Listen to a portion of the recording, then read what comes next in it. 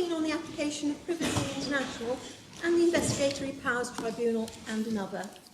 Yes, Sister.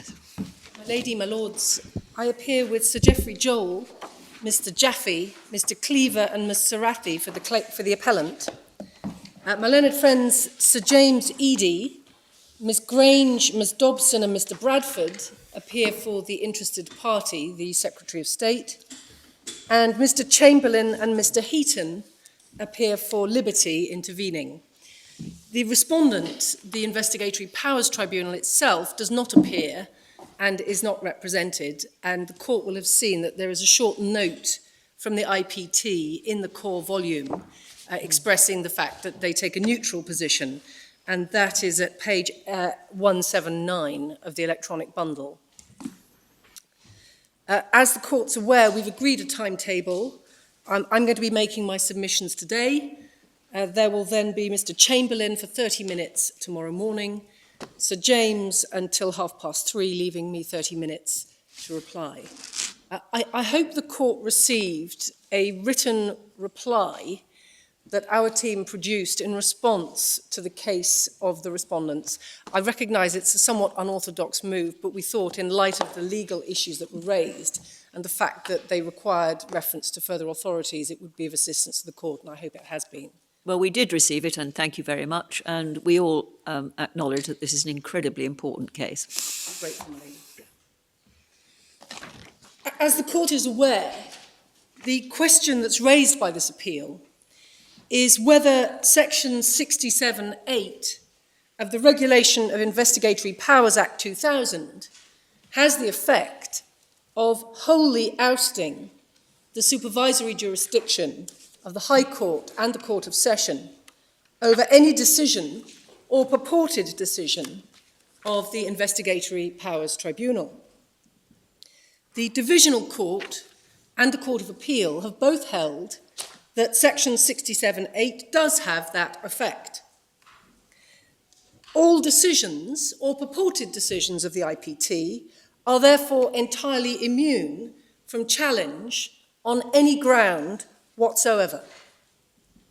The Tribunal's purported decisions or orders cannot be subject to judicial review on any conceivable ground, regardless of how egregious or how fundamental the error that has been identified in the matter in question.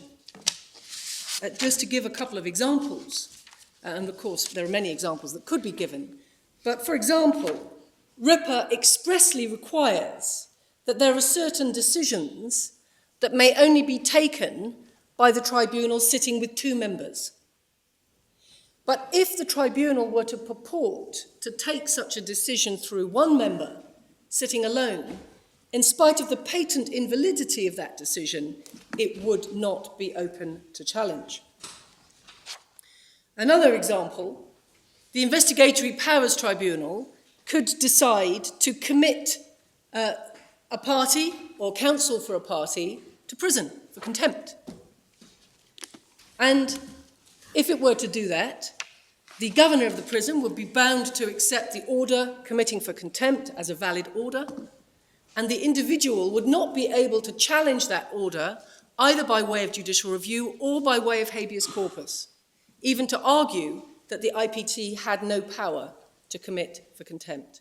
So those are 2 examples, and there are many examples that can be devised.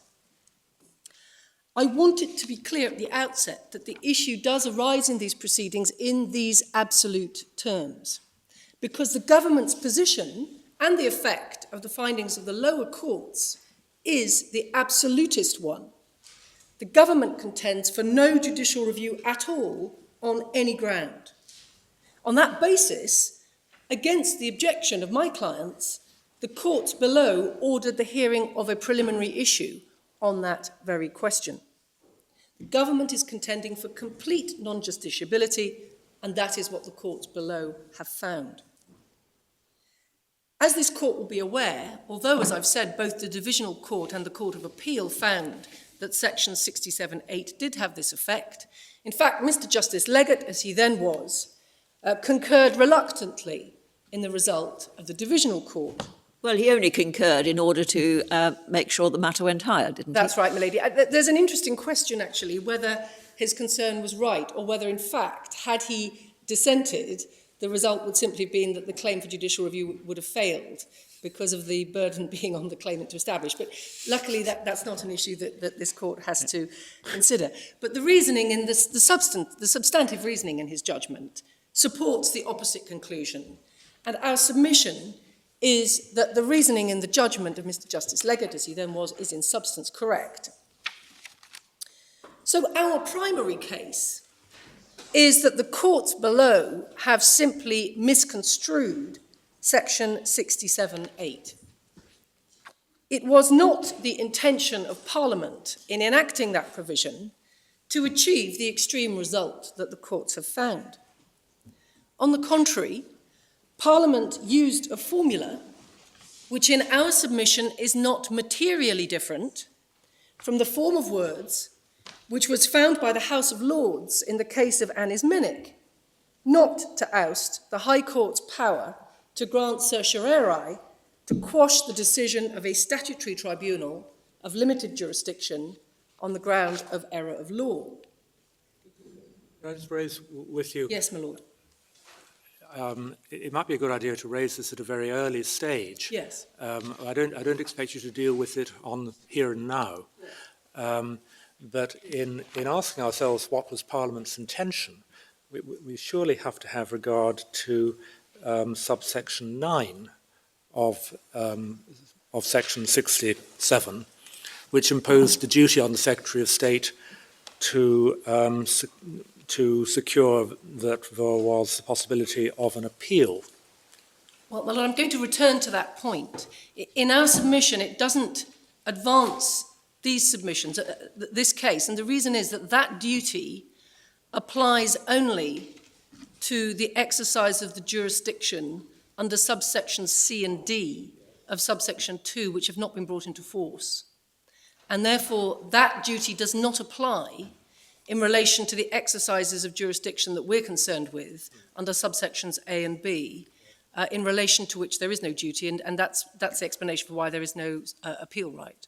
Now, as your Lordship knows, in the 2016 Act, a general right of appeal was enacted, but that still has not been brought into force. So in my submission, this has to be confronted on the basis that there is no provision in the statute which requires an appeal in relation to the exercise of these forms of jurisdiction. And I will return to the detailed...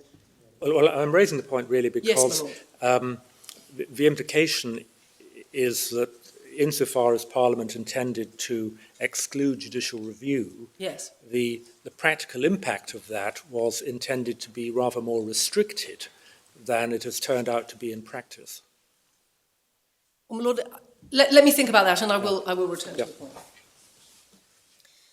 So our submission is that given that we submit that the formula in 67(8) in material terms is no different from that in Annis Minnick, there is no basis for construing 67(8) as having the effect of wholly ousting judicial review. And the reason for that is simple. Parliament must be taken to have appreciated what was and was not the effect of the words that it was using, particularly in circumstances where a similar form of words was the subject of one of the leading constitutional and public law cases of the 20th century.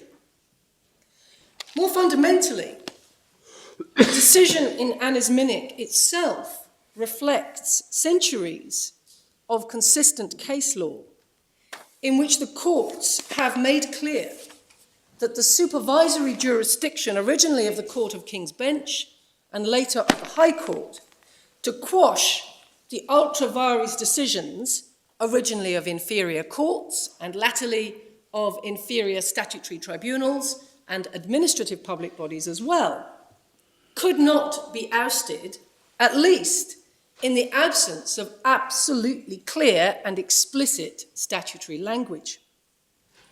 And there are, in our submission, very strong reasons of constitutional principle which underlie this consistent line of case law. And those reasons have been explained on a number of occasions, both by the courts and by the authors of the leading constitutional texts. In essence, Parliament makes the law, but law is meaningless and ineffective unless it is subject to interpretation by an authoritative and independent interpreter. And under our Constitution, the authoritative interpreter was the Court of King's Bench in England and Wales, now part of the High Court, and was and remains the Court of Session in Scotland. The Court of King's Bench was originally in practice and later in theory the court where the king sat. It exercised a general inherent jurisdiction, and it was the court which laid down the common law. In other words, the law that was applicable to everybody. We don't often think what the words common law actually mean, but that is what they mean. They mean the law that applies to everyone, the common law. The idea that there must be a single body of common law, subject to the ultimate authority of a single authoritative interpreter, the Court of King's Bench and now the High Court, is a basic principle of our Constitution. It guarantees equality before the law, and it's one of the requirements of the rule of law. I wonder if we're not taking our offences a little quickly here. Yes. I mean, until modern times, it was, as I understand it, the position that jurisdictional errors of law Yes. could be challenged because they rendered the decision ultra vires and therefore a nullity, and errors of law which appeared on the face of a record could also be challenged, although they did not render the decision a nullity and did not render it ultra vires, but they rendered it voidable.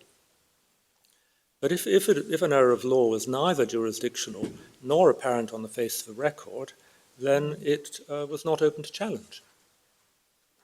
Your Lordship is right, but that is the description of the extent of the supervision that was exercised by the Court of King's Bench. And of course, it's the former of those points, the distinction between jurisdictional error and error on the face of the record, which was then modified following the decision in Annis Minnick. But the basic point that I make, my Lord, still remains the position that if you are dealing with a statute that establishes a court or tribunal of limited jurisdiction and delineates the jurisdiction of that court, it has always been the position that that court may not itself be the ultimate arbiter of the extent of its own power. Now, in our submission, there are at least two fundamental objections to a situation in which inferior courts and tribunals of a limited statutory jurisdiction are to be permitted to determine the limits of their own power. The first is that such a position is inconsistent with the intention of Parliament itself when it establishes the tribunal. And we'll see this in a number of the authorities, that there is a contradiction between, on the one hand, a provision in a statute which carefully delineates the limits of the powers that a tribunal may exercise, and simultaneously a provision in a statute that says that the court may exceed those powers without there being any body that can police or supervise it. We submit that those two provisions are inconsistent with each other, because what is the purpose of Parliament setting limits to the powers of the court? The second fundamental objection is that such a proposition necessarily contemplates the development of what has been called in the case law of legal islands or local law, a situation in which the same law may be interpreted differently by the general courts and by particular specialist tribunals. So in the context that we're considering, for example, the Investigatory Powers Tribunal, as the court will see, that tribunal has exclusive jurisdiction to determine proceedings under Section 7 of the Human Rights Act brought against various bodies, including the security and intelligence agencies. But Parliament's express intention is that the court, the Investigatory Powers Tribunal, is to apply the Human Rights Act. And yet, the effect of the judgment of the courts below is that the IPT would be free, purportedly to apply the Human Rights Act, in a way which was inconsistent with binding precedent laid down by this Supreme Court, and there would be nothing that anybody could do about it. So in these circumstances, it's not surprising that as far as the parties have been able to discover, there has been no case before this case in which any statutory provision has been found to have the effect that the Divisional Court and the Court of Appeal said was the effect of Section 67(8) in this case. There's no case where any statutory provision has been found wholly to oust the supervisory jurisdiction of the High Court over an inferior court or tribunal of limited statutory jurisdiction. It would be better to say a court or tribunal of limited statutory jurisdiction, Yes. rather than use the pejorative term inferior. Milady, you're right. You're Gets right. up people's noses. And as your ladyship knows, the point was made by Lord Justice Laws in Cart that that's all that inferior means. Yes. It only means, it's a relative term, it only means inferior to the High Court, in no way impugning the quality of the members or the quality of their decision. But I think even that term is, I mean, I was going to raise this point. Yes. I have a sort of certain interest in it because I was the, quotes, inferior tribunal in Cart. There I was, a Court of Appeal judge, Yes. senior president of tribunal, sitting in a jurisdiction which was, for all purposes, on a level Yes. the High Court. Yes. And my decision that, or our decision that the case didn't justify leave to appeal, was then Yes. said to be subject to review by a High Court judge who could be a deputy, who could have, Yes. and it's a sort of slightly, but I think we need to look at the way we use these terms, but also whether actually in the modern system they have any conceptual force. Because the point you're making is it's unlimited jurisdiction, but why does it matter whether it's unlimited jurisdiction if it has the relevant jurisdiction? Well, my lord, in my submission, the fact that it's an unlimited or inherent jurisdiction, it's not just that it's an unlimited jurisdiction, it's that the High Court has the inherent jurisdiction, but it is also its constitutional role and function, historically, to be the court that supervises other courts. But And we see that. Sorry. And my lord, that's why I make the point about the need for there to be a single stream of the common law. That if you're going to have a common law, there has to be somebody that is the ultimate arbiter. And under our arrangements, under our constitutional arrangements, historically, that body was the Court of King's Bench, later the High Court. Yeah. But nowadays it's Scotland, us. Court of I mean, Session. we are the body. We are a statutory jurisdiction. We'll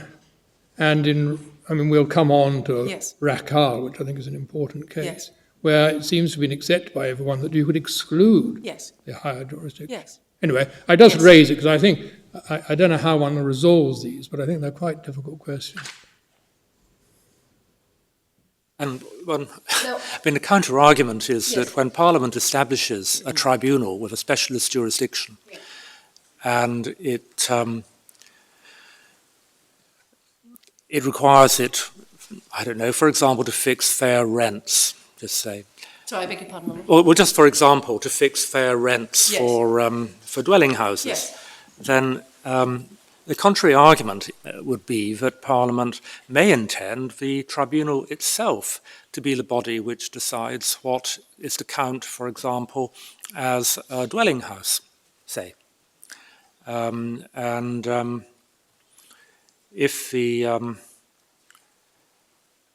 If you ask yourself why give this power to a specialist tribunal, why not give it to, say, the county court, then then you might start wondering whether refusing to accept that the tribunal's view of the law might be a better one than the view of the ordinary courts may not just be subverting what Parliament actually intended. Right? Which is why the idea of errors within jurisdiction developed. And so Yes, of course, that's your the approach in the I United take your States Lordship's as well. point. But of course, that there is no difficulty with the proposition that the tribunal's view of the law may be preferable. If it's preferable, then it will prevail. The question is whether it's free from any supervision at all.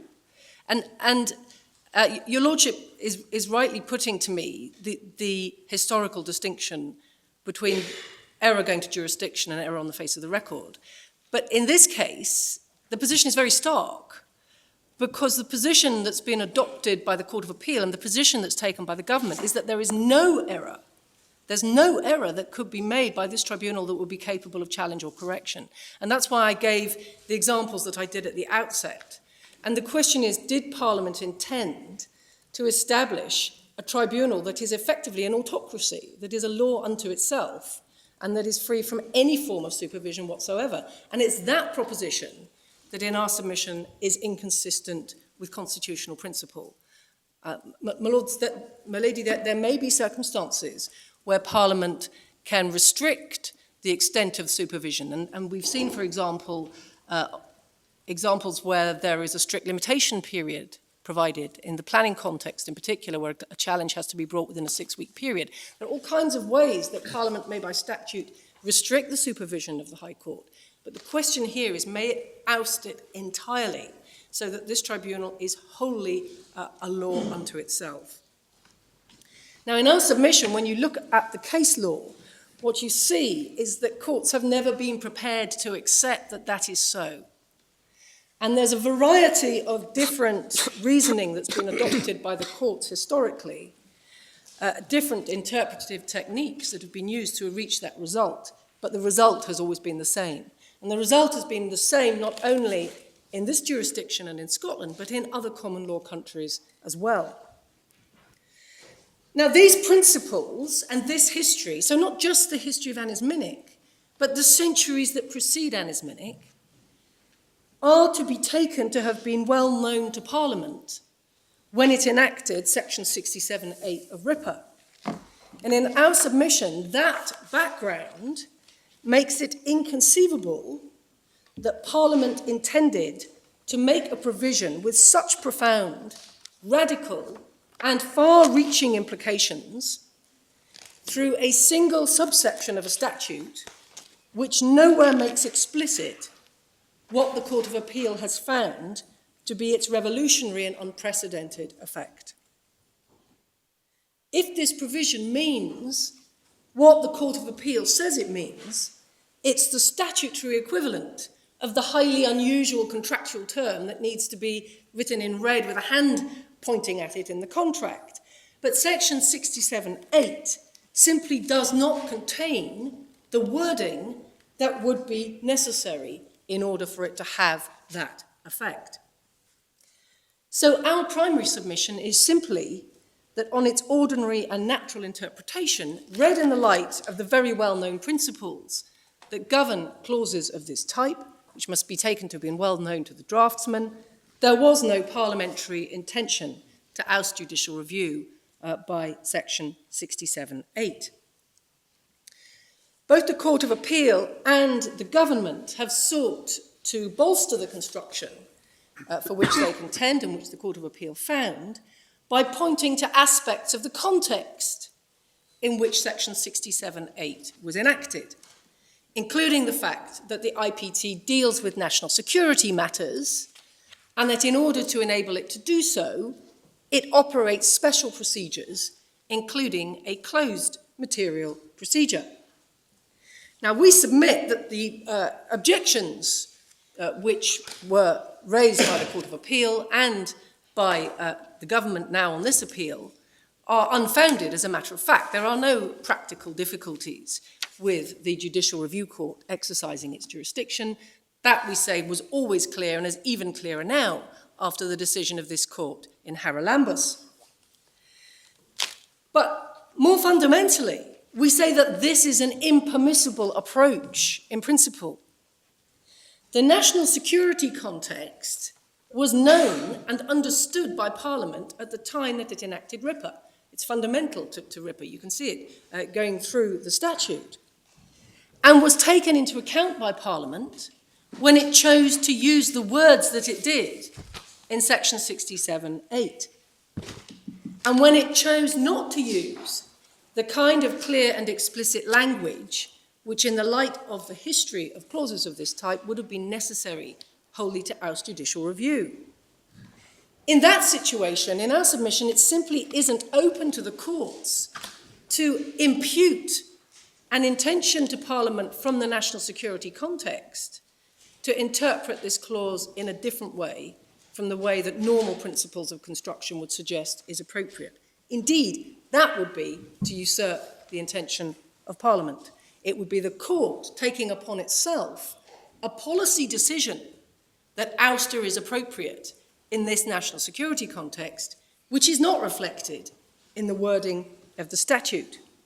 In other words, Parliament was aware of the context, it considered the policy, and it did not draft a complete ouster clause. So that's our primary case in outline. Our secondary submission arises only if we're wrong on our primary case. And in that event, we submit that the principles that I have just outlined, the constitutional principles, mean that in fact no statute can ever wholly oust the supervisory jurisdiction of the High Court and the Court of Session over a tribunal of limited statutory jurisdiction. And we submit that that principle is not a limitation of parliamentary sovereignty, but rather an aspect of it, because Parliament's power to legislate would be ineffective if there is available no authoritative independent interpreter of its statutes, and that that interpreter has to be the High Court. We further submit that the construction that has been put forward is inconsistent with the scope of the inherent jurisdiction, both of the High Court and of the Court of Session, preserved respectively by the Senior Courts Act and by the Acts of Union, and that as constitutional statutes, those could only be repealed expressly and not by implication. So those are the outlines of my submissions.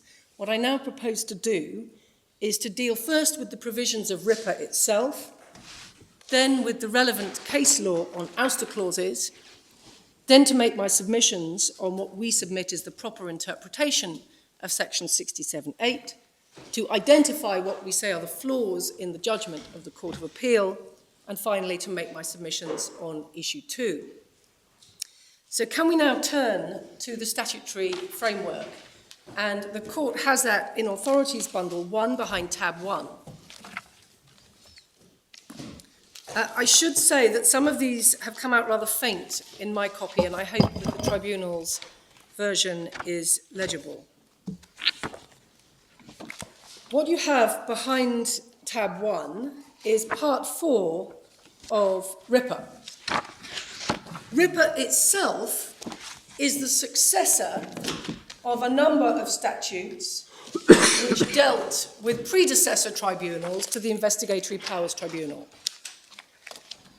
And those were originally dealt with under the Interception of Communications Act 1985, which is Authorities Bundle 2, tab 12, the Security Service Act 1989, behind tab 13, and the Intelligence Services Act 1994, behind tab 14.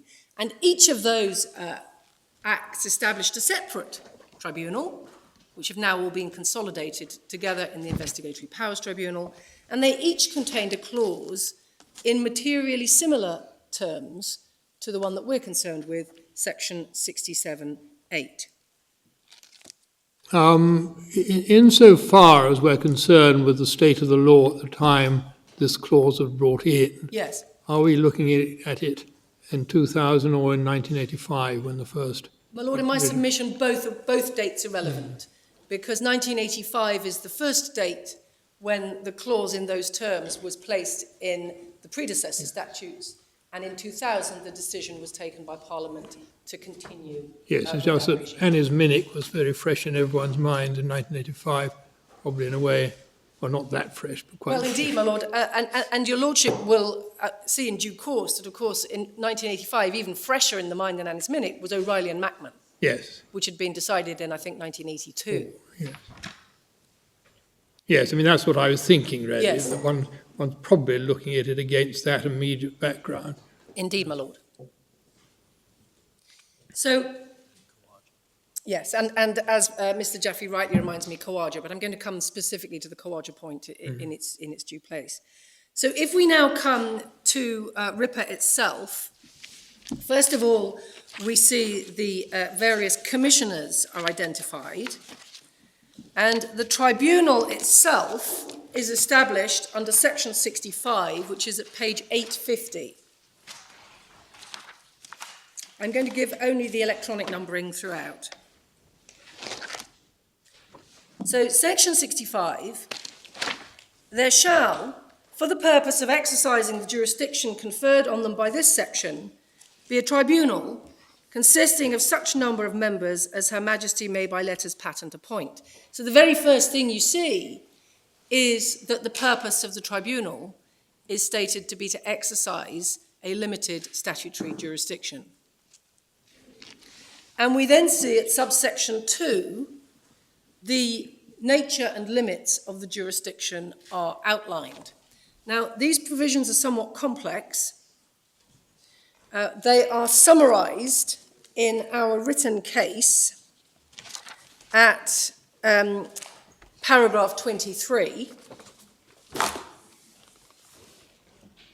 In summary, the tribunal has exclusive jurisdiction over certain types of proceedings brought under Section 7 of the Human Rights Act. So those are complaints of breaches of the Human Rights Act. And it has jurisdiction which is not expressed to be exclusive, and indeed has been found not to be exclusive, over certain other complaints. And so, for my purposes, the first point to make about section 65(2)(a) is that the tribunal is here expressly being tasked with the application of the Human Rights Act, which is, of course, part of the general law and enforced by the general courts.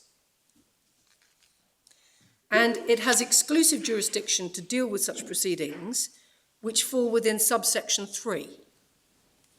And we see at subsection 3 that proceedings fall within that subsection if they're against any of the intelligence services or on behalf of them, or at D, proceedings relating to the taking place in any challengeable circumstances of any conduct falling within subsection 5. And for the court's note, challengeable circumstances are defined at section 65(7). And essentially, challengeable circumstances is conduct pursuant to various types of authorizations or warrants.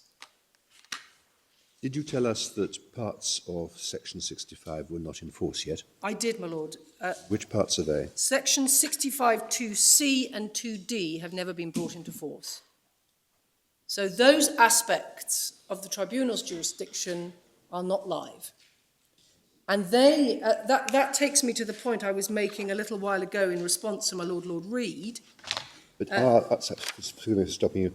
Yes. The whole of subsection 3 is in force, is it, or not? Yes, my lord. Right. I believe so. So what we are concerned with is the combination of 65(2)(a) and 65(3)(a). Is that correct? And 65(3)(d). But we're also concerned with 65(2)(b), because this was the complaint brought by my clients was a complaint was both proceedings under 65(2)(a), alleging a breach of the Human Rights Act, and a complaint within the scope of 65(2)(b), which I'm going to come to in a minute. But I think we've also got, with your help, to look at C and D. Yes. Because Lord Reid is referred to as potentially important. Yes. Section 67(9). Yes. And speaking for myself, I have no sensation so far as to the ambit of the envisaged appeal Yes. referable to C or D Yes. in comparison with the work of the tribunal under A and B. So, Lord C, as your lordship can see, is to consider and determine any reference to them by any person that he suffered detriment as a consequence of any prohibition or restriction by virtue of section 17 on his relying in or for the purpose of any civil proceedings on any matter. Now, what that is talking about is that in civil proceedings, intercept material is inadmissible in evidence.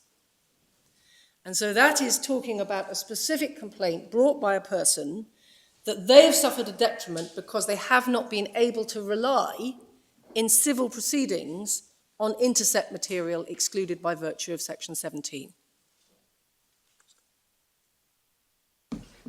Now, D is a general power on the Secretary of State to add additional types of proceedings to the exclusive jurisdiction of the tribunal under subsection 3.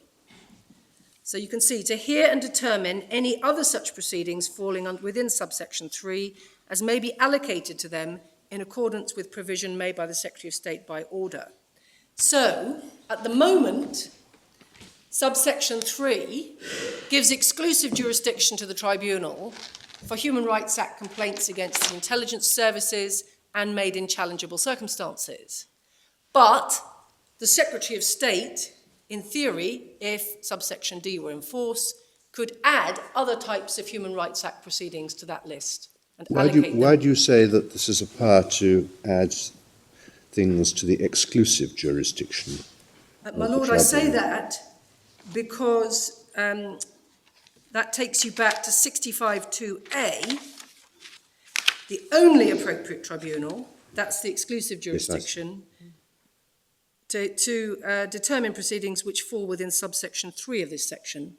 So exclusive jurisdiction is dealt with under subsection 3. The non-exclusive jurisdiction is under 65(2)B, read together with subsection 4. So if you just go back to 65(2)B, to consider and determine any complaints made to them, which in accordance with subsection 4 are complaints to which the tribunal is the appropriate forum. Now, I'm going to come back to that in a minute. So, just looking at exclusive jurisdiction, it's only Human Rights Act, it's only certain Human Rights Act complaints that fall within the scope of subsection 3, and there is a power under D to add to those types of proceedings, but that power is not in force. But they envisaged that there should be an appeal on D, but nobody knows what one's talking about under D until the proceedings are allocated. So it's a bit of an open check, isn't it, Miss Rose? Why would they have put D in as a potential subject of appeal? That's an excellent question, my lord, to which I'm unable to provide a particularly coherent answer, particularly since what D effectively is a power to add extra types of proceedings. Very well. Yeah, I mean, I was going to ask, and Yes. we'll come on to it when we're looking at why some things have a right, an intended right of appeal and others don't. You may not be able to explain that. My lord, it's difficult to come up with a coherent explanation. My submission, of course, is that it doesn't matter. No, but and the reason it doesn't it'd be matter is helpful that- to know if there Yes. were an explanation or if something was said in the papers beforehand or something like that. My lord, there's not been any suggestion in this case that any parliamentary material can shed light on this. One of the striking things about section 67(8) is that it didn't attract any attention at all. And the reason it didn't attract any attention at all is that it wasn't an ouster clause. So that's the exclusive jurisdiction in relation to Human Rights Act claims. There is also, as you can see, a non-exclusive jurisdiction under 65(2)B to consider and determine complaints made to them, which in accordance with subsection 4 are complaints to which the tribunal is the appropriate forum. So this is a non-exclusive jurisdiction. If you go to subsection 4, the tribunal is the appropriate forum for any complaint if it's a complaint by a person who is aggrieved by any conduct falling within subsection 5, which he believes to have taken place in relation to him, any of his property, any communications, secondly, in challengeable circumstances, or carried out by or on behalf of the intelligence services. So what this is about is people complaining that their communications have been intercepted, or their computers have been hacked, or they have been put under surveillance under the authority of some form of warrant or authorization, which is the definition of challengeable circumstances, and they are aggrieved by that situation. And the language is interesting, person aggrieved by conduct. It's not expressed in terms of a legal wrong. It's expressed in terms that perhaps are more appropriate to an ombudsman or an administrative authority. It's a person who's aggrieved by conduct who's making a complaint to this tribunal. Now, there is clearly an overlap between this non-exclusive jurisdiction and the jurisdiction of the High Court in relation to various torts. And an example arose fairly recently in relation to what's commonly known as the Spy Cops case, where it was alleged by women that various undercover police officers engaged in sexual relationships with them when they were unlawfully subjecting them to surveillance and misconducting themselves. And they brought claims for assault, civil claims for assault.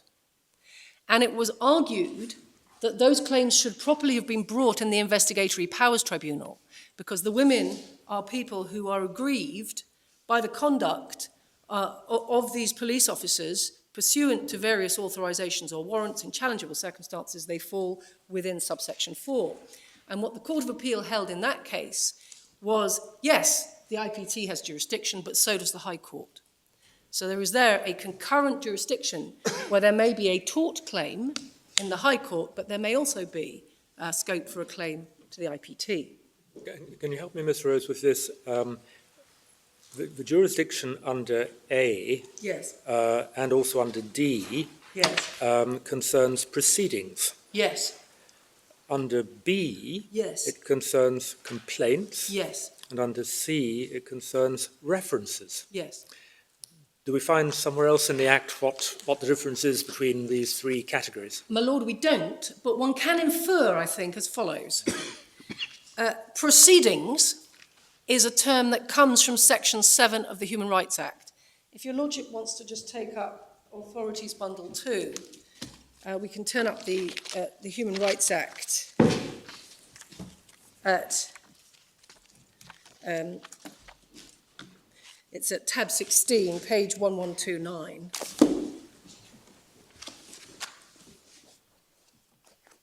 And if you go to 1131, you will see Section 7 to which this is cross-referring. And you see there that a person who claims that a public authority has acted in a way which is made unlawful by Section 6 may bring proceedings against the authority in the appropriate court or tribunal. And so what's being said here is the only appropriate tribunal for such proceedings is the IPT. So that's why you have proceedings. Complaint is self-explanatory. As we've seen, it's a broad jurisdiction where they can consider complaints brought by people who are aggrieved by particular types of conduct. And reference appears to be apt because this is envisaged as a situation that will arise ancillary to some other form of proceedings, some other form of civil proceedings where evidence has been excluded. That's my own inference of the difference. I don't know. I'm just asking, Yes. Is there a difference between the remedies available in proceedings, complaints and references? No, my Lord. We're going to see the remedies in a little while. So, immediately, the court can see that Section 65 is an exceptionally complicated and dense provision establishing the limits of this tribunal's jurisdiction. And that the decision for the tribunal as to whether it has jurisdiction may involve findings of fact as well as findings of law. And that's going to be significant a little later. Just to give an example, and there are multiple examples that can be given under this provision. Just to give an example, in order for there to be jurisdiction, there have to be challengeable circumstances. And there's a definition of challengeable circumstances at subsection 7. So conduct which takes place with the authority or purported authority of anything falling within subsection 8. Now, just pausing Can there. you just Yes, my lady. help me with this? Yes. The A, B, C and D in subsection 3 Yes, are alternatives. that is correct, my lady. So proceedings against any of the intelligence services Yes. under the Human Rights Act Yes. don't have to be in challenging circumstances. That's right, my lady. It's against other people that they have to be in That's challengeable right. circumstances. And that's why, my lady, you will have seen in the written cases that the IPT handles complaints or proceedings against a wide variety Yes. of public authorities, Yes. including local authorities, which may conduct surveillance on parents if they think that they're fraudulently claiming to be within the catchment area. Or of a putting popular your rubbish school. into the wrong bin. Or putting their rubbish in the wrong bin, exactly, my lady. So that's, your ladyship's right. It's all Human Rights Act complaints against the intelligence and security services, and then against wide numbers of other public authorities in challengeable circumstances. So if we're looking at challengeable circumstances, there are a number of different criteria that have to be satisfied. And you can see one of the points is there's a proviso to subsection 7, which is that conduct does not take place in challengeable circumstances to the extent that it's authorised by or takes place with the permission of a judicial authority. And judicial authority is defined at subsection 11 over the page as essentially High Court judge, Justice of the Peace, County Court judge, and so forth. So you've got a definition of judicial authority. Now, you can see how a decision as to whether or not conduct has occurred in challengeable circumstances could involve both a question of law and a question of fact. If the Investigatory Powers Tribunal were to decide that a county court judge was not a judicial authority for the purposes of subsection 7, that would be an error of law. It would be contrary to the express terms of subsection 11. But if the Investigatory Powers Tribunal had to answer the question, has a county court judge in fact issued a warrant in this case, that would be a question of fact. So that's just one example of how the establishment of jurisdiction itself involves both decisions of law and decisions of fact. Two further points I want to make before we leave this provision. The first is that we see in section 65(7) itself a reference to purported authority. Conduct takes place in challengeable circumstances if it takes place with the authority or purported authority of anything falling within subsection 8.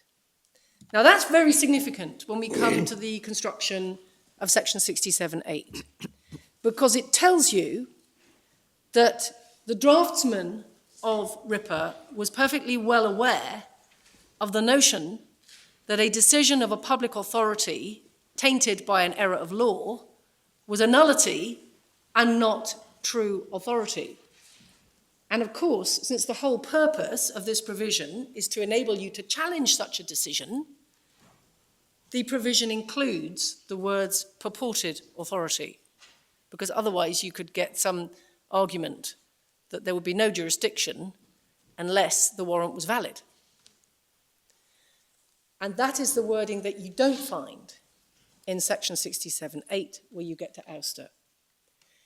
The other important thing here is that you see throughout this provision, and indeed throughout RIPA, whenever the tribunal is referred to, it's never referred to as a court. It's always referred to as a tribunal. And you see that initially at section 65(1), and you see again in the provision we've just been looking at, the distinction that's drawn between the IPT and what is described as judicial authority, particular judges who are not the IPT. And the IPT has no jurisdiction over conduct pursuant to orders made by judicial authorities. Are they appealable or judicially reviewable? I mean, Yes, you apply to quash a warrant by judicial review, my lord. There may in some circumstances be statutory procedures, but they're outside the scope of this. Yes. They certainly don't fall within the IPT. Now,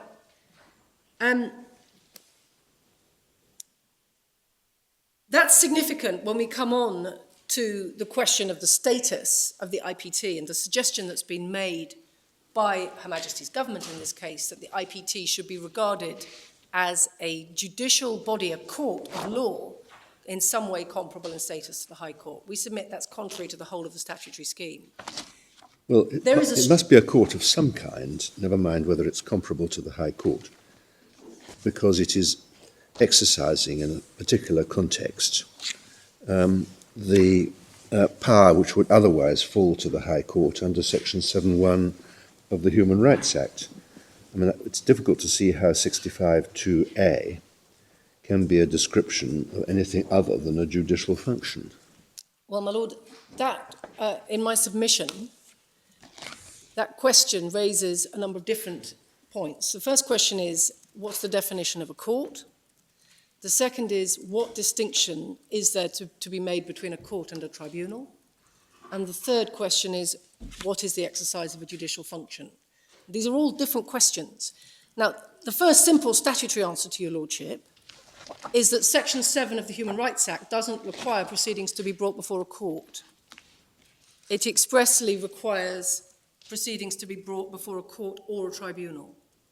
And what we then see is that this body is described as the only appropriate tribunal for the purpose of Section 7. So what do you say is the difference between a court and a tribunal? Well, my lord, in my submission, there is no difference between a court and a tribunal. Well, and that's why your lordships will have seen from our response to the argument put forward by Her Majesty's government that we submit there isn't any principled distinction that can be drawn between a court and a tribunal. Do you mean for this purpose or for any purpose? Surely not for any purpose. The traditional distinction always was that a tribunal had no coercive powers. Well, look, my lady, there are a number of different distinctions that have been drawn. In statute, there are particular provisions that relate to contempt, and your ladyship's right. There's the BBC case that specifically addresses the issue of contempt. There's also the question of what is or is not a court of record. And there is a distinction. Went into that in court, I think, seem to remember. Yes, your ladyship did. And the distinction there is that a court of record is presumed to have jurisdiction, whereas a body that is not a court of record is required to demonstrate its jurisdiction. Now, in my submission, if you're looking at that distinction, this is clearly the latter type of body. It's not a court of record. This is a body that has a very specifically defined jurisdiction and has no presumed jurisdiction. The point I was about to make before I was responding to my Lord Sumption was that there's a clear difference between this statutory regime and that which established both the upper tribunal and the Special Immigration Appeals Commission, the two regimes that were considered in CART. Because under both of those statutory regimes, the relevant tribunals were described by Parliament as superior courts of record. And it's striking that Parliament nowhere uses that terminology in relation to the IPT. Always describes it as a tribunal and distinguishes it from a court. Now, just to finish my answer to my Lord Sumption, I would, with respect, agree with your Lordship that there is not a coherent distinction that can be drawn between a court and a tribunal for this purpose, and it's impossible to discern any principled reason why you would seek to do so. When we look at the historic cases, you will see that the old cases all concern courts. And the reason they concern courts is twofold. Firstly, because the notion of specialist tribunals is very much a 20th century one. And the second is that certiorari was par excellence the writ that was used by the High Court to supervise inferior, I'm sorry to use that word, courts of limited jurisdiction, including the Magistrates' Court and the Court of Sessions in particular. And so the early cases are almost exclusively concerned with courts. What you then see in the 20th century is an expansion of certiorari to cover not only statutory tribunals, but other quasi-judicial or administrative bodies, which are then also brought within the scope of certiorari. That takes you back to the oddity of Lord Diplock in Raycole suggesting that the very strong presumption against ouster might apply with less force to a court of limited jurisdiction than to a tribunal. And as the court will see, our submission is that that is not the law. I'm sorry, that was something of a diversion, but we're just looking at section 65. Those are the points I wanted to make on section 65. Of course, the distinction in the olden days between magistrates and Yes. administrative decision makers Yes. was not clear-cut, because an awful lot of true. administrative decisions were taken by magistrates. That's And I true. think that was part of the reasoning that extended certiorari to administrative types of body. Yes, I take your ladyship's point. When you're deciding, for example, licensing hours, there is. But that really brings you back to the point that you can't draw a clear principled line. The only real clear principled line that you can draw is between a public law decision-making body that is exercising defined statutory powers, that are limited defined powers, and the High Court, which has an inherent jurisdiction and a particular constitutional function of supervising such public law bodies.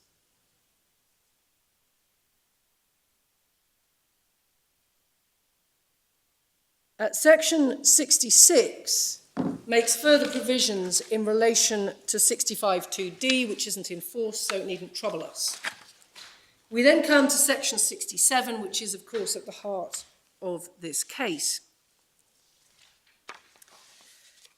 So, subject to subsections 4 and 5, it shall be the duty of the tribunal to hear and determine any proceedings brought before them by virtue of 65(2)a, so that's the Human Rights Act proceedings, and to consider and determine, you'll notice the different language again, any complaint or reference made to them by virtue of section 65(2)b or c.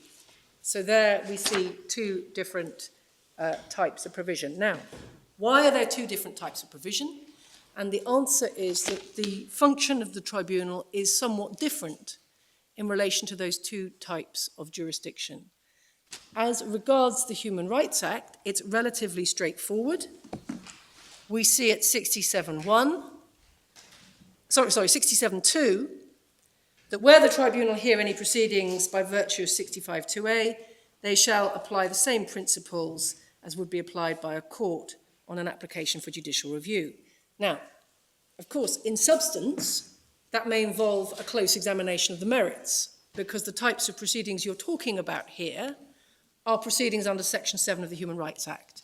So you are likely to be talking about complaints or violations of the right to private life, freedom of expression, and so on, and you may therefore be looking at questions of proportionality.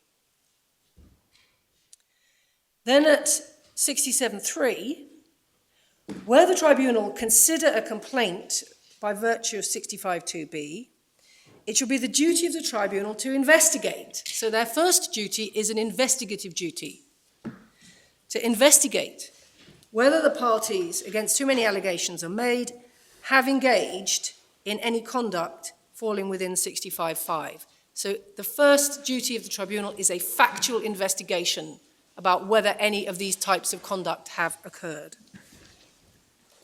Then its duty under subsection B is to investigate the authority, if any, for any conduct within 65(5), which they find to have been so engaged in. And then in relation to the tribunal's findings from their investigations, so after they've investigated what happened and what was the authority for it, then they determine the complaint by applying the same principles as would be applied by a court on an application for judicial review. So in relation to those complaints, you have a two-stage process, first an investigation and then a determination. So is it envisaged that whereas proceedings under the Human Rights Act will be adversarial proceedings of essentially the usual kind, proceedings under B are meant to be inquisitorial? Well, Lord, you might think that from this provision, but in fact, when you come on to look at the procedural provisions, you will see that provision for closed processes from which the applicant is excluded applies just as much to the Human Rights Act as it does to the other functions. It is rather that there is this specific investigatory duty in relation to these complaints.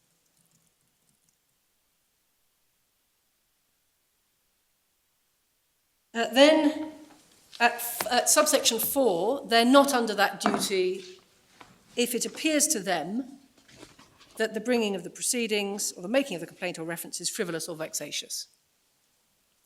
And then at 5, except where they're satisfied it's equitable to do so, they shall not consider any complaint made more than 1 year after the taking place of the conduct to which it relates. So that's a limitation provision subject to a discretion to extend time. Then at subsection 6, they have the power to make such interim orders as they think fit. And in fact, the IPT has in the past made interim injunctions. Then subsection 7, this is in relation to remedies. So this picks up a question that my Lord Reid asked me. Subject to any provision made by rules under section 69, the Tribunal, on determining any proceedings, complaint or reference, so that's all three, shall have power to make any such award of compensation or other order as they think fit. So just pausing there, in relation to all of their areas of jurisdiction, they have a power to award compensation, and it's a discretionary power. They are not constrained to award compensation along the same lines as a court of law does, and neither are they obliged to do so. And without prejudice to the power to make rules under 69(2)(h), the other orders that may be made include an order quashing or cancelling any warrant or authorisation, an order quashing an order by the relevant judicial authority, and an order requiring the destruction of any records of information obtained in the exercise of any power. So they have specific powers to quash a warrant and to order the destruction of documents.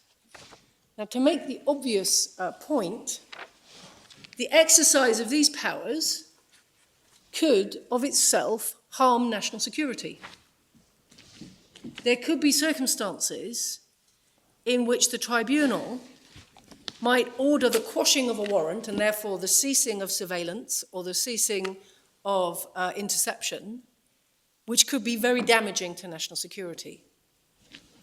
And similarly, could require the destruction of material, the retention of which was necessary to national security.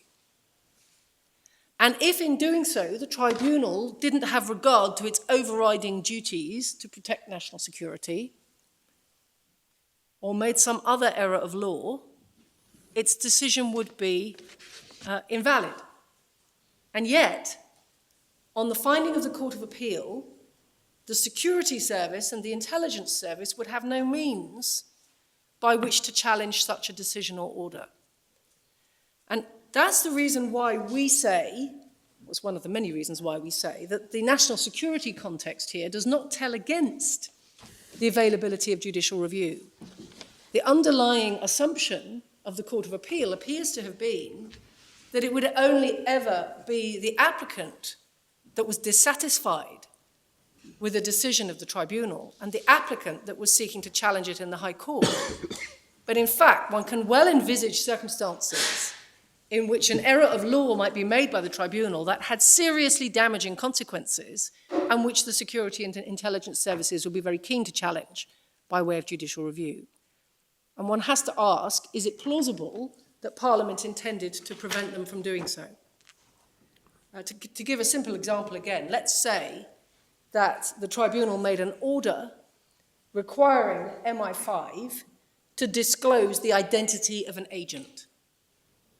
And in making that order, the tribunal clearly erred in law because it has an absolute duty not to order the disclosure of material that would harm national security.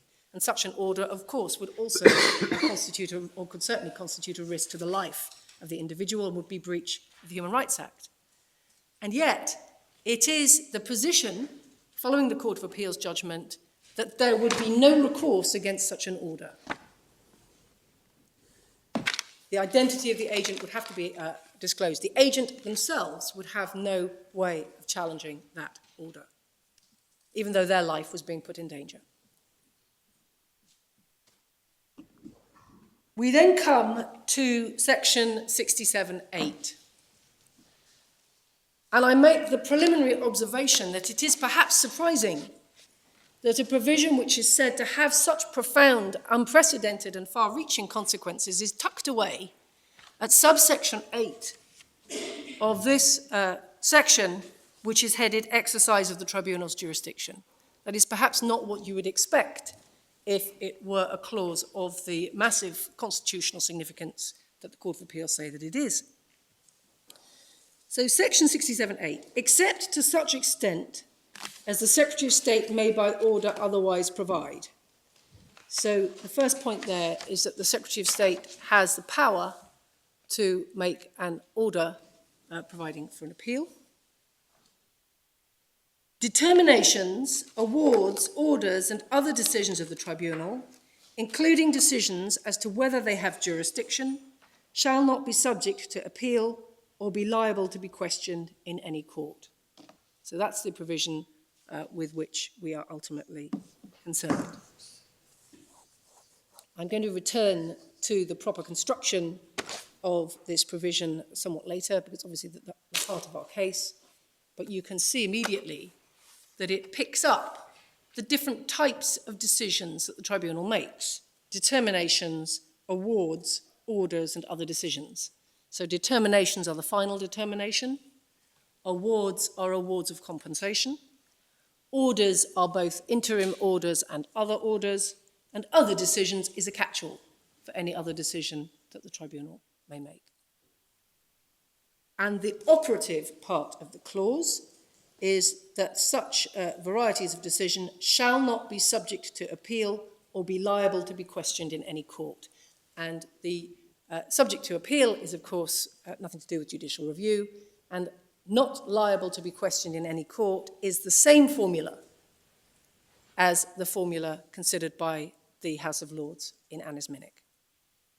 The only other feature of distinction between this clause and the clause considered in Annis Minnick is the words in parenthesis. And it's those words which the Court of Appeal held to have the effect of wholly ousting judicial review, and it's those words that I'm going to return to somewhat later. Could I just, going back to a point I asked you earlier? Yes, my lord. This all dates back to the 1985 provision. I was just looking at it in page 110, where you have the similar wording. Is there anywhere in the papers which discusses how the 2000 Act where it comes from? I mean, it's not a consolidation statute. No. But it'd be quite interesting to see how the jurisdiction developed, because it seems to have got a lot more complicated. Yes. And as far as I can see, the 1985 context for the same provision was much simpler than... Your Lordship's right. Of course, the tribunal that was the concern of the 1985 Act had a much, much narrower... Yes, I mean, these terms were introduced into a much narrower context and seem to have been carried forward. But I just wonder, is there anywhere in the papers a discussion of the... There may be... I will ask Mr. Jaffe if there's a convenient source, but one of the key points that led to the 2000 Act was the coming into force and the making of the Human Rights Act. Yeah. And it was perceived in the wake of the Human Rights Act that there was a need to have some tribunal in which complaints against the Security and Intelligence Service in particular could be aired under the Human Rights Act. So that's certainly one of the main driving forces for the establishment of the IPT. I have a feeling they came into force on the same day, didn't they? You're right, my lady, and that matter is discussed in the A against B case. Then we have subsection 9, which we have already considered. Subsection 10 makes further provision for orders under subsection 8. So that is, if the Secretary of State exercised the power to provide a statutory appeal against any decision of the IPT.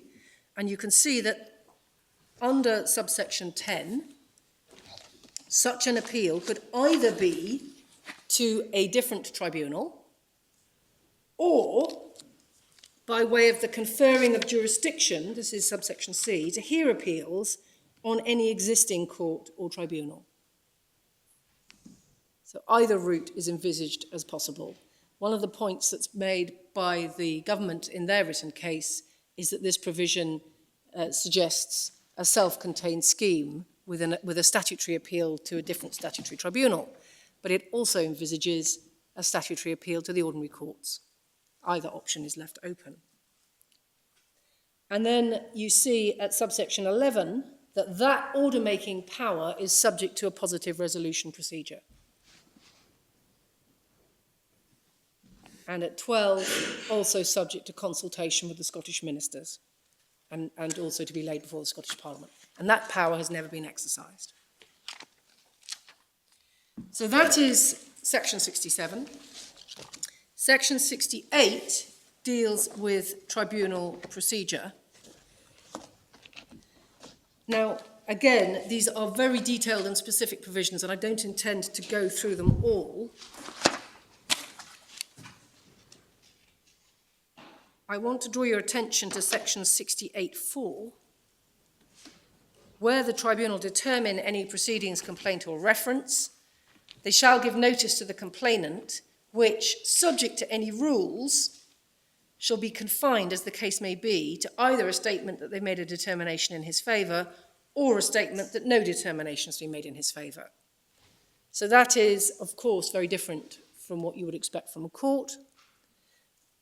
It is modified by rules so that if a determination is made in someone's favour, they're entitled to a summary of the reasons for that decision.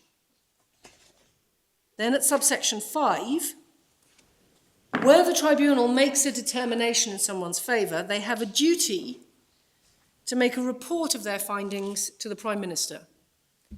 Again, that is not something you would expect from a court.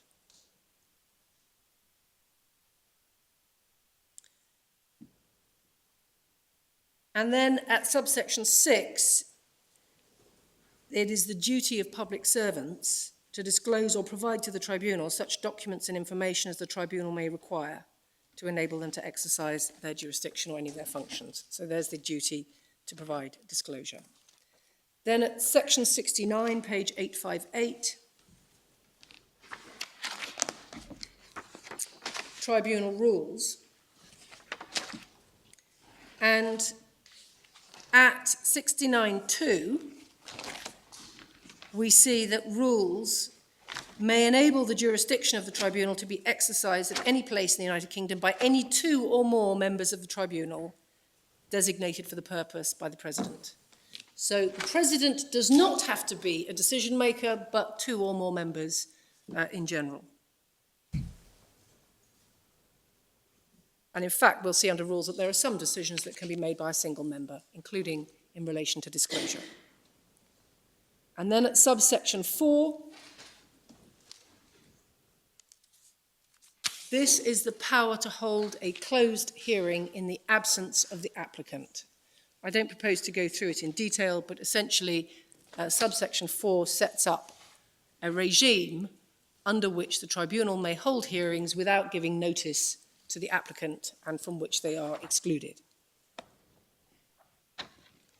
And then at subsection 6, in making rules, the Secretary of State shall have regard to the need to secure that matters the subject of proceedings, complaints or references are properly heard and considered, and the need to secure that information is not disclosed to an extent or in a manner that's contrary to the public interest, prejudicial to national security, prevention or detection of serious crime, economic well-being, or the continued discharge of the functions of any of the intelligence services. So there is the statutory duty to protect material. And then if we go to tab 2, there are 2 items behind tab 2, starting at page 864. The first of these is Schedule 3, which establishes the membership of the tribunal. And to summarise what it says, any lawyer of at least 7 years call or qualification may be a member of this tribunal. The president has to be somebody who holds or has held high judicial office. The vice president does not. So again, unlike SIAC, there is no obligation for this tribunal to be presided over by a judge, simply a lawyer. Then the rules start at page 868. And at page 870, Rule 4, the jurisdiction of the tribunal may be exercised by any 2 or more members of the tribunal designated for that purpose by the President. And then at Rule 5, there is a list of functions that are exercisable by a single member. So that takes you back to the example I gave at the outset, that if a single member of the tribunal purported to exercise a function that under these rules can only be exercised by 2 members, there would be no basis for challenging the validity of that decision. Then disclosure of information at Rule 6. The tribunal shall carry out their functions in such a way as to secure that information is not disclosed to an extent or in a manner that's contrary to the public interest or prejudicial to the various interests there. So that is an absolute duty. And again, if the tribunal were erroneously to misdirect itself, that duty should be balanced against, for example, Article 10 rights, or Article 8 rights, or Article 6 rights, and that therefore material should be disclosed if it was necessary, even if it would harm the economic well-being of the United Kingdom, that would be unlawful, but on the Court of Appeal's decision, there would be no basis for challenging that error of law.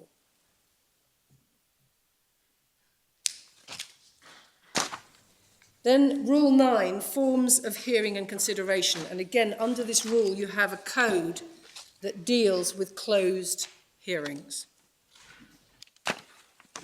At Rule 11, the tribunal may receive evidence in any form and may receive evidence that would not be admissible in a court of law. Again, the constant assumption here is that the tribunal is not a court of law itself and operates under different processes. Then remedies at Rule 12 and notification of the complainant, and that's where you see at 13.2 the requirement to provide a summary if the decision is made in favour of the complainant. So those are the relevant provisions of RIPA. Sorry, Ms. Rose, have I missed it? Where do we see enforcement of their orders, determinations, etc.? That's a very good question, my Lord. Where do we see enforcement? I'm told there is no such provision. That's my point about tribunals don't have coercive powers. So indeed, one would assume then that you would have to rely on the determination in your favour. If Her Majesty's government didn't pay the compensation that you've been awarded by the tribunal, you'd have to take it to a county court and get enforcement.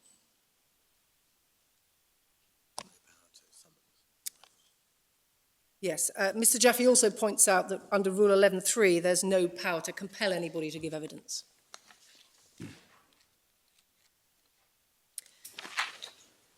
So those are the key propositions. And I now want to turn to the case law which lays down in our submission a number of key principles in relation to the proper interpretation of ouster clauses. And the propositions, because our central submission, as the court knows, is that section 67(8) must be construed in the light of that case law.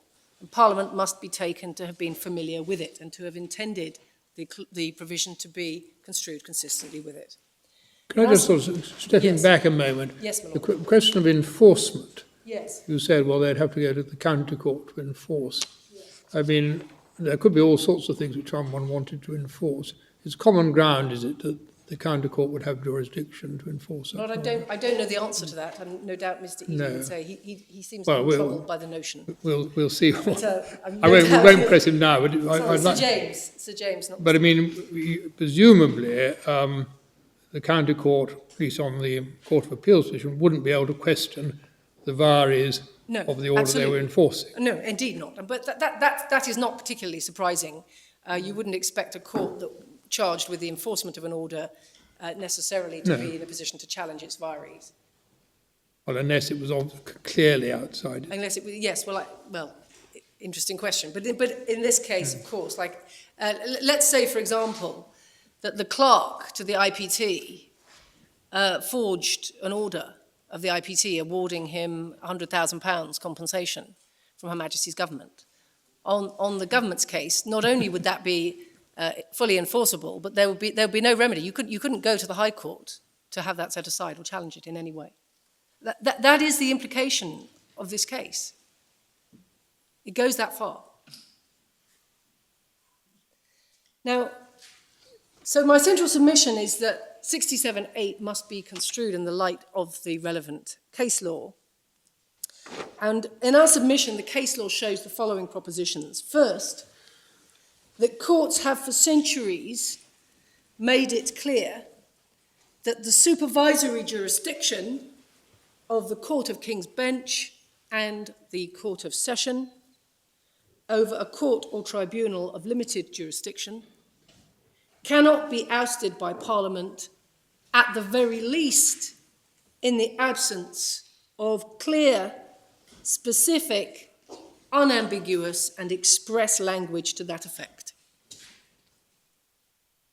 If a clause is reasonably capable of two meanings, it must be construed not to oust the jurisdiction of the High Court, and the jurisdiction of the High Court cannot be ousted by implication. This principle in our submission is a species of the principle of legality operating in this particular constitutional context where it is a principle of great antiquity. The second point is that prior to this case, and I am talking there, I sense Lord Reed's discomfort, but I'm talking there about complete ouster. I'm not here talking about the distinction between excessive jurisdiction or error on the face of it. I'm talking about complete ouster. The second point is this, that prior to this case, no court in England or Scotland has ever held that any statutory wording is in fact sufficiently clear or explicit as to have the effect of wholly ousting the supervisory jurisdiction of the High Court. Even clauses drafted in much broader and more specific and explicit terms than the one we are concerned with have been found not to have that effect. And that extends most obviously, as we shall see shortly, to clauses that expressly say there shall be no certiorari. And even clauses that say that there shall be no certiorari have been held by the High Court not to oust its power to grant certiorari, which is a fairly striking set of principles. The third point is that the same approach has been taken throughout the common law world. And you can see in our written case that we have conducted an exhaustive survey for which I am deeply indebted to Ms. Serrata, of case law across the globe.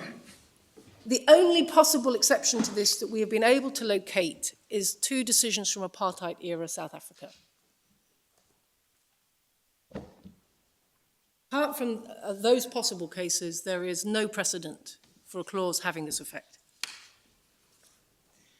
The next point is that prior to the decision in Anisminic, ouster clauses were found on occasion to be sufficient to preclude the High Court from examining errors of law on the face of the record, but never to be sufficient to oust its jurisdiction to quash decisions in excess of jurisdiction.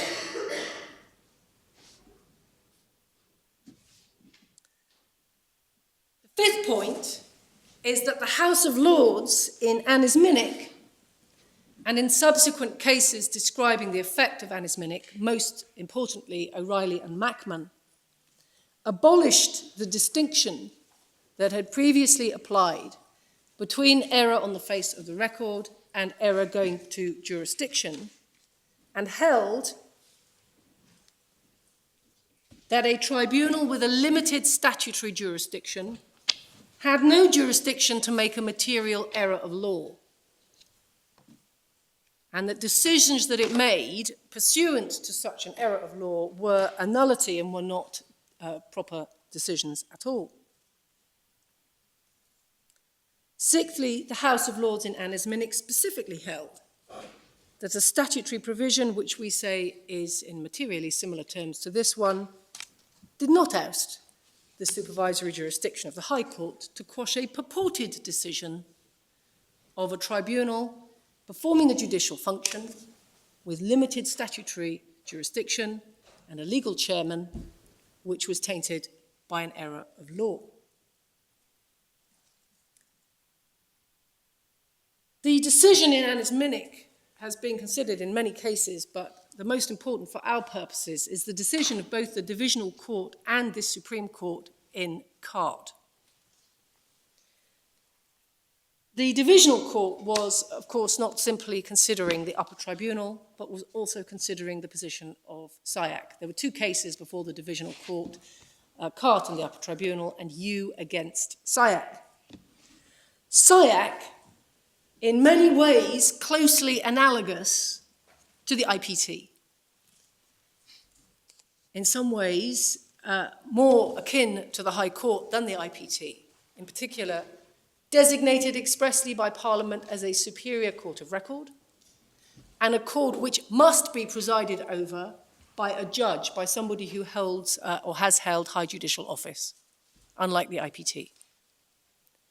A court concerned predominantly, overwhelmingly, with national security matters, particularly with the questions of the deportation of terrorist suspects. And a court which, under the statutory regime which established it, has specific and detailed powers to conduct closed material proceedings. And in that context, the Divisional Court held that a clause saying that decisions of SIAC could not be questioned in any court was of no effect to oust judicial review. And indeed, it's a striking facet of the Divisional Court's case that it batted that clause aside as an anisminic clause which has no effect. So those are the key principles that we derive from the case law. And just to make those good, I want to deal first with some of the early cases. I'm not intending to go through all of them. There are a great many, and they are fascinating. But perhaps we don't need to go into the details of the jurisdiction of the Commissioners for Sewers. Although I would point out that the Commissioners for Sewers were regarded as a court, they had status of a court. We have set out our analysis of the early English cases in our written case. It's Core Bundle 1, page 102, and it's paragraphs 28 to 31.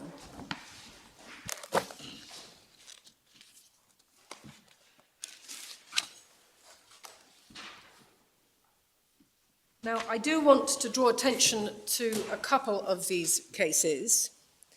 The first is the case of Morley, which is in Authorities Bundle 2 at tab 27.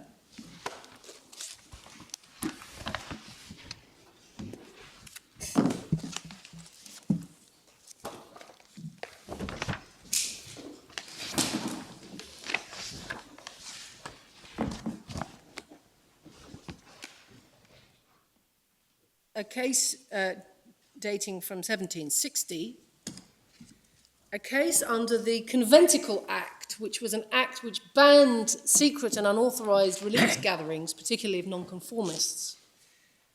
One can see that there is an element of a national security context potentially there, or at least of religious intolerance. And as the court can see at page 1340, Mr. Nola and Mr. Filmer showed cause against the issuing of certiorari to remove several orders made by a justice of the peace in Kent. So this is concerning an order made by justices under the Conventicle Act, by which he convicted a Methodist preacher of certain penalties. And the argument was that certiorari would not lie, and we see at 1041 in the middle of the page, no other court whatsoever shall intermeddle with any cause or causes of appeal upon this act, that they shall be finally determined in the quarter sessions only, which negative words must include all the courts of judicature in the kingdom, and this court in particular, as being most likely to meddle with matters of this kind. And the 13th section directs that this act and all clauses therein contained shall be construed most largely and beneficially for the suppressing of conventicles and the justification and encouragement of all persons to be employed in the execution thereof. And on the basis of those statutory provisions, it was argued that certiorari would not issue.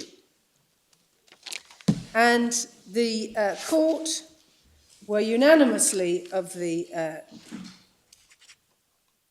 opinion that certiorari ought to issue. We see this at 697, middle of the page. Certiorari does not go to try the merits of the question, but to see whether the limited jurisdiction have exceeded their bounds. The jurisdiction of this court is not taken away unless there be express words to take it away. This is a point settled, and this, by the way, is Lord Mansfield. Therefore, certiorari ought to issue. It's a very short judgment, and in my submission cuts to the heart of the matter. Then the Cheltenham Commissioners is at tab 30 in the same bundle. Page 1346. What actually was the error in Morley?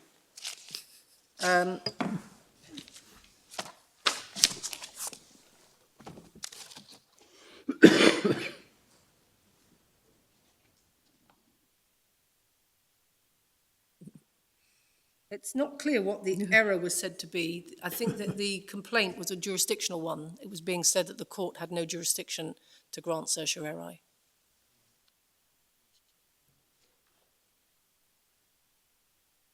The Cheltenham Commissioners case at tab 30. There was a page again. It's Page 1346. Thank you. The fact that the auditors had been fined, they weren't best pleased. I don't think they were in the audience.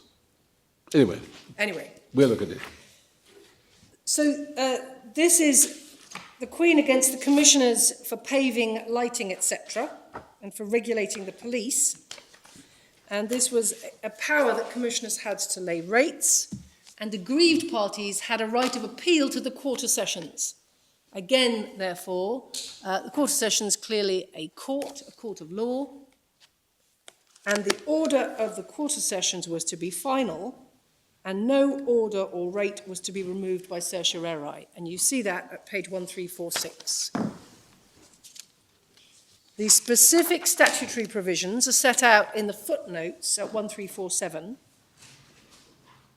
So you have section 115.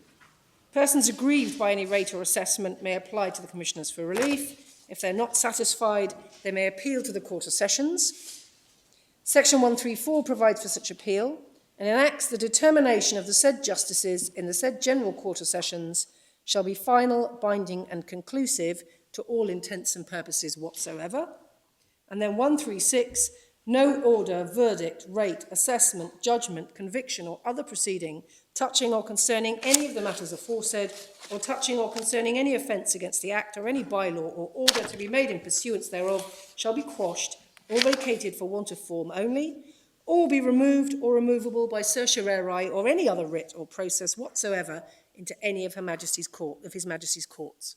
Now, in my submission, on any view, that is a much broader and more specific attempt to oust certiorari than anything that you see in RIPA.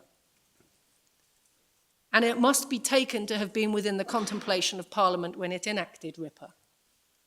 Because the court held that this provision did not oust certiorari, at least in a situation where there had been a clear error in excessive jurisdiction.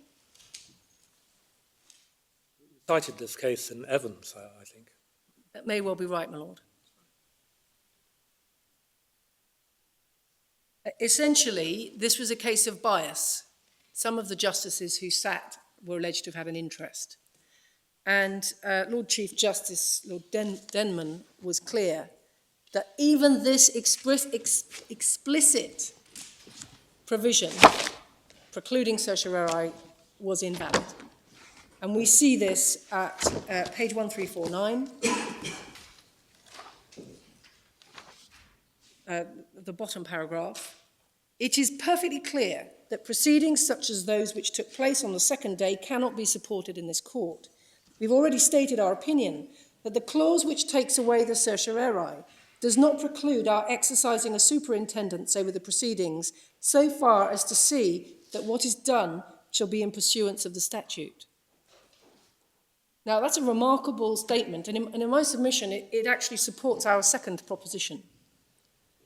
But even on the second issue, that in fact there's no power to do so, but I don't need to go so far, because on any view, what is said here by the Lord Chief Justice is sufficient for my purposes.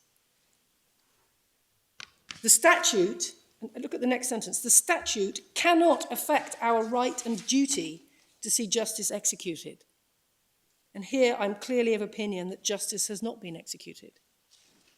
And he explains why, which is the clear, the presence of justices who had an interest. And then Mr. Justice Patterson at page 1350. Well, I'm sorry, just a little bit further. I see the way he approaches it is to say a few lines just above 475. Yes. The court was improperly instituted. Yes. And that rendered the decision invalid. Your Lordship's absolutely right. I should have drawn that to your Lordship's attention. And that, of course, is precisely the same reasoning that resurfaces in Anna's Minnick many, many years later. Well, up to a point. I mean, Anna's Minnick was, well, you know what Anna's Minnick was about, Yes. and they left aside the issue decided in Smith and East Ello about whether a breach of natural justice would have had the same consequences. Yes, but here, but the point I was making, my Lord, was it's because the decision is invalid that the clause expressly prohibiting certiorari doesn't bite and doesn't actually prevent the High Court from exercising its jurisdiction. Mr. Justice Patterson agrees at page 1350, and Mr. Justice Williams agrees at 1351. And so does Mr. Justice Whiteman. It's a unanimous decision. The next case is the case of Bradlaugh in the same bundle behind tab 31. Ex parte Bradlaugh. And we see from the head note, Page. page 1352, my lady. In this case, the applicant had obtained a rule nisi for a certiorari to bring up an order of a metropolitan magistrate for the destruction of certain books of which the applicant claimed to be the owner as obscene publications. So this is under an obscene publication statute, and the point was that there were two conditions that had to be satisfied in order for a magistrate to find that a book was a breach of the statute. And the magistrate had only found that one of those conditions was satisfied, but had nevertheless sought the destruction of the book. And the argument was that that was an excess of jurisdiction. So you see the substance of the complaint, and then the clause, the ouster clause is at 1353, it's in the footnote. No information, conviction, or other proceeding before or by any of the said magistrates shall be quashed or set aside, or adjudged void, or insufficient for want of form, or be removed by certiorari into Her Majesty's Court of Queen's Bench. So again, a clause which expressly and explicitly purports to oust the power of the High Court to issue a writ of certiorari or to question, quash, or set aside the decision.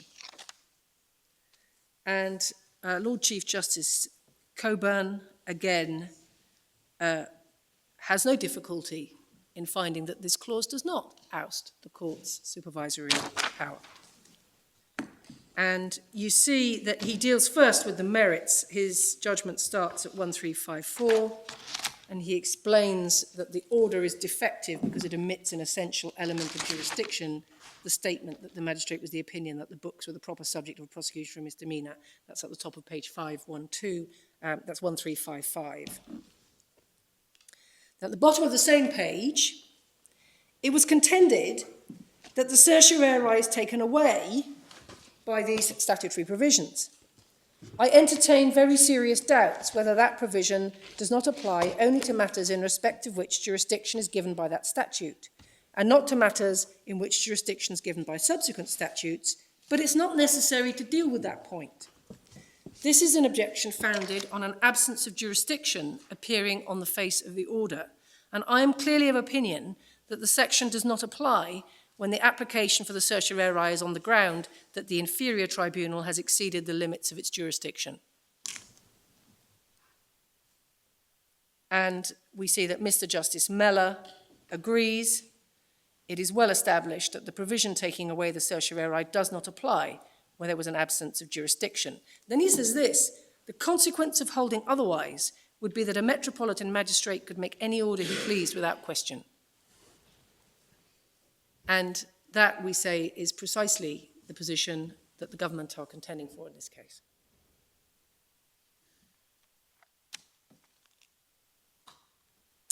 Now, so those are some highlights, if you like, of the earlier cases. And I chose them specifically because they all concern clauses that are broader and amount to a more comprehensive ouster on the face of it of the High Court's jurisdiction than the clause with which we're concerned, and because they are all cases which concern decisions made by courts, either magistrates or quarter sessions.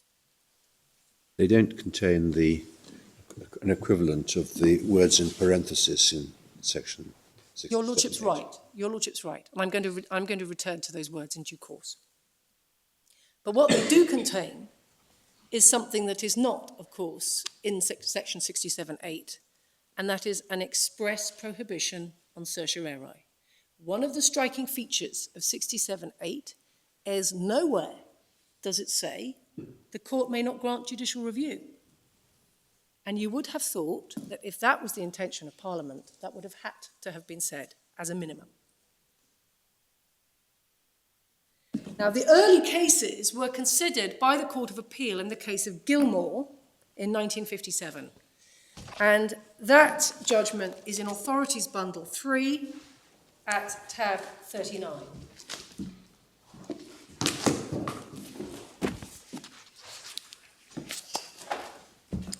It's page 1508, and the leading judgment here given by Lord Denning.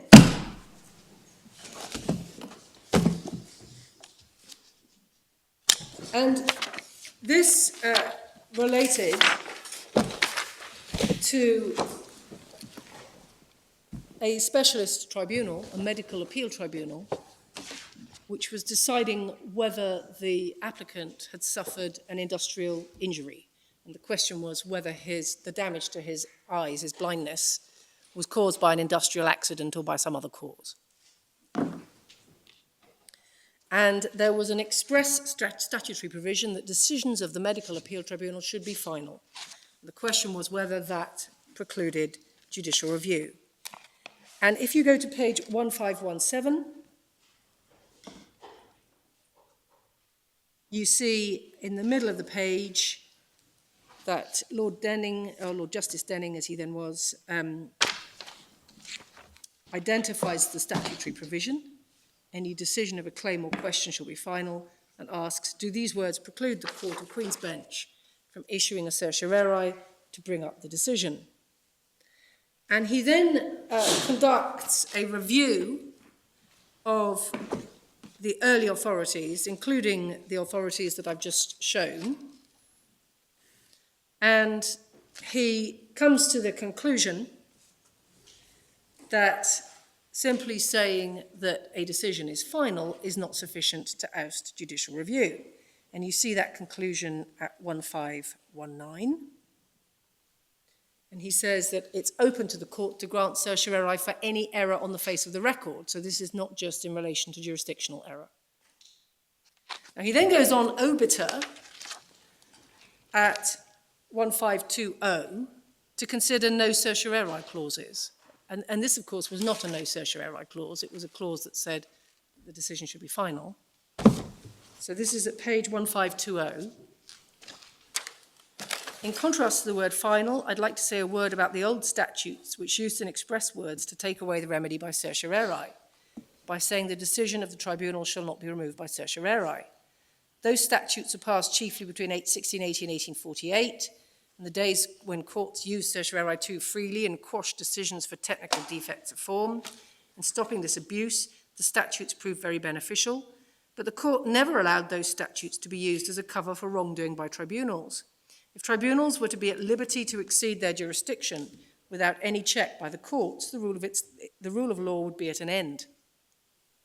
Despite express words taking away certiorari, therefore, it was held that certiorari would still lie if some of the members of the tribunal were disqualified from acting. And then there is a quote from the Cheltenham Commissioners and another quote from Bradlaugh. And he says, I do not pause to consider those cases further, for I'm glad to notice that modern statutes never take away in express words the right to certiorari without substituting an analogous remedy. This is probably because the courts no longer use it to quash for technical defects, but only in case of a substantial miscarriage of justice. Parliament nowadays more often uses the words final or conclusive, or some such words, which leave intact the control of the Queen's courts by certiorari. Now, I draw that to the court's attention partly because it is, of course, part of the background against which the legislation is here being made. Then Mr. Justice Roma says, it would be deplorable if we were constrained to hold that the decision of a medical appeal tribunal, however wrong in law, and however obviously wrong, was immune from review by Her Majesty's courts. I cast no reflection whatever on tribunals, such as that in the present case, and they do their work conscientiously and with efficiency. But in the nature of things, these and similar inferior tribunals, and there are many of them nowadays, are bound to go wrong from time to time in matters of law. And then he says their members consist in the main of people who've devoted their lives to activities far removed from the study and practice of law. Neither by training nor by experience can they be expected to have that knowledge of principles of construction necessary for proper understanding, and I accept those are not points that apply to the IPT. And he says, I therefore think it is not in the public interest that inferior tribunals of any kind should be the ultimate arbiters on questions of law. Parliament, of course, can make them so, but it's clear from the authorities to which my brethren refer in their judgments that a legislative intention to do so is not sufficiently expressed by the mere provision that the decision shall be final. This was a case of error of law on the face of the record, and the real question seems to have been, at least in Lord Justice Romer's mind anyway, whether the ouster clause, I mean, obviously it was long established for centuries that it wouldn't prevent certiorari where there was an excess of jurisdiction. Yes. And the point of this case was that it equally wouldn't prevent certiorari for an error of law on the face of a record. Your Lordship's right, and that's because it's a more minor ouster which only refers to finality. And then Lord Justice Parker at 1522, bottom of the page. One thing is clear beyond doubt. The ordinary remedy by way of certiorari for lack of jurisdiction is not ousted by a statutory provision that decisions ought to be quashed as final. Indeed, that must be so, since a decision arrived at without jurisdiction is in effect a nullity. And then he discusses error on the face of the record. So that is Gilmore.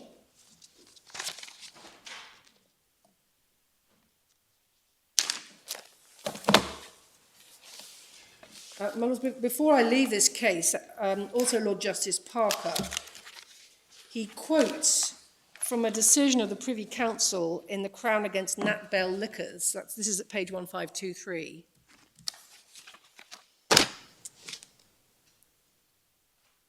Long before Jarvis's Acts, statutes had been passed which created an inferior court and declared its decisions to be final and without appeal. And again, the Court of King's Bench had held that language of this kind did not restrict or take away the right of the court to bring the proceedings before itself by certiorari. There is no need to regard this as a conflict between the court and Parliament. On the contrary, the latter, by continuing to use the same language in subsequent enactments, accepted this interpretation, which is now clearly established and is applicable to Canadian legislation. And I draw that to the court's attention because of the obvious analogy that we make with the wording of the anisminic provision. May not be the strongest of your cases, because partly it says just final. Yes. And of course, it also says it's final if a decision has been made as provided by the foregoing provisions of the section. So long as you do it in accordance with the whole of Section 36, it's final. Yes. Actually, we haven't got Section 36(1), so maybe I'm making a bad point, but possibly it's distinguishable on that basis. But, my lord, I accept that the ratio of Gilmore is concerned with clauses that simply say finality. Yeah. I rely on it, firstly, because of the survey of the old case law by Lord Denning, and also the comments that he makes that go more broadly to no certiorari clauses and extend beyond finality. Now that then brings us to anisminic itself, which is in Authorities Bundle 1, behind tab 3.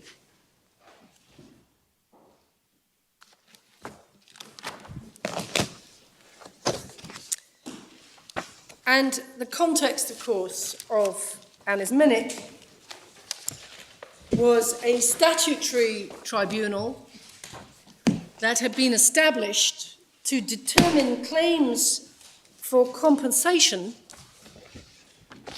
against the government, entitlements to compensation, arising out of the confiscation of property by the Egyptian government during the Suez crisis. And a claim for compensation was brought by a company which had been the owner of property in Egypt, which had then been confiscated, and which had then been required to sell its property to an Egyptian company at a massive undervalue. And what happened was that the statutory tribunal concluded that in those circumstances, anisminic was not entitled to compensation because both the original owner and the successor in title, the Egyptian company, had to be British nationals. And on that basis, the tribunal decided anisminic was not entitled to compensation. And the substance of the decision here is that that was an error of law, that the tribunal had asked itself the wrong legal question, because on a proper construction of the statute, the entitlement to compensation was there if either the original owner or the successor in title were UK nationals. And the reason I make that point is that the whole point about anisminic is that this is a classic error of law in the construction of the legislation that the tribunal was being asked to apply, but not an error of law which goes to the scope of the tribunal's jurisdiction to entertain the application. And that's why the issues arose in the way that they did in anisminic. This tribunal was presided over by a distinguished lawyer, as we're told he was a distinguished QC. And it was determining legal claims in accordance with particular statutory provisions. It was clearly exercising a judicial function. And one of my submissions is that you cannot identify any principled distinction between the tribunal in Annus Minich itself and the IPT if you're asking what is a judicial function and what is not. Indeed, in many ways, the IPT appears to be more on the administrative side of the line, given the fact that it may award such compensation as it thinks fit, and given its investigatory functions and the other matters we've explored. So that's the context of Annus Minich, and we see the ouster in the head note at page 879. The determination, at the top of the page, the determination by the Commission of any application made to them under this Act shall not be called in question in any court of law. And it's that formula, shall not be called in question in any court of law, which is the operative part of section 67(8) as well. Which I think says, shall not be liable to be questioned in any court. And if we go to Lord Reed, page 900,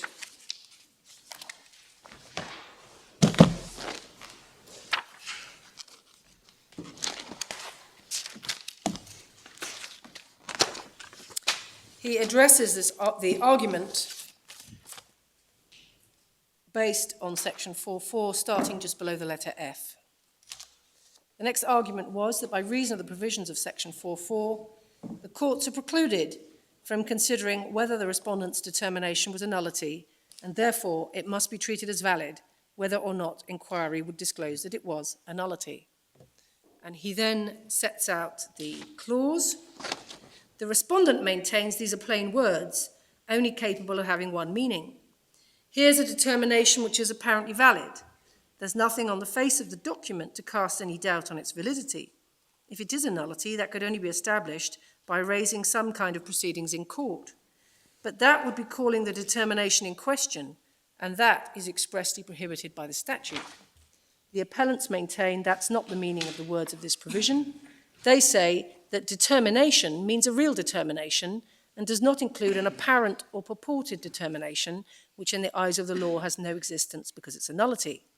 Putting it in another way, if you seek to show that a determination is a nullity, you're not questioning the purported determination, you're maintaining it does not exist as a determination. It's one thing to question a determination which does exist, it's quite another thing to say there's nothing to be questioned. Now that is a report of the appellant's submission, but in my submission it is the analysis ultimately adopted by the House of Lords in this case. He then says, let me illustrate the matter by supposing a simple case. Statute provides a certain order may be made by a person who holds a specified qualification or appointment, contains a provision similar to section 4.4. A person aggrieved alleges it's a forgery, or that the person who made the order did not hold that qualification or appointment. That's analogous to the example I gave the court a little earlier about the clerk of the IPT issuing an order and claiming £100,000 in compensation. Does such a provision require the court to treat that order as a valid order? It's a well-established principle. A provision ousting the ordinary jurisdiction of the court must be construed strictly, meaning, I think, if such a provision is reasonably capable of having two meanings, meanings shall be taken which preserves the ordinary jurisdiction of the court. Statutory provisions which seek to limit the ordinary jurisdiction of the court have a long history. No case has been cited in which any other form of words limiting the jurisdiction of the court has been held to protect a nullity. If the draftsman or Parliament had intended to introduce a new kind of ouster clause so as to prevent any inquiry, even as to whether the document relied on was a forgery, I would have expected to find something much more specific than the bald statement that a determination shall not be called in question in any court of law. Now, just pausing there, that was Lord Reed's view before the decision in Annus Minich. And we say, how much more so is that the position now? When not only has the House of Lords decided Annus Minich, But Anna's Minnick has been treated as one of the foundational texts of modern public law ever since. How could it seriously be contended that Parliament, if it really intended wholly to oust judicial review, would take as its starting point this very formula? That may be a convenient moment. If it's convenient to you, Miss Rose, it's undoubtedly convenient to us. We'll hear from you further at 2:00.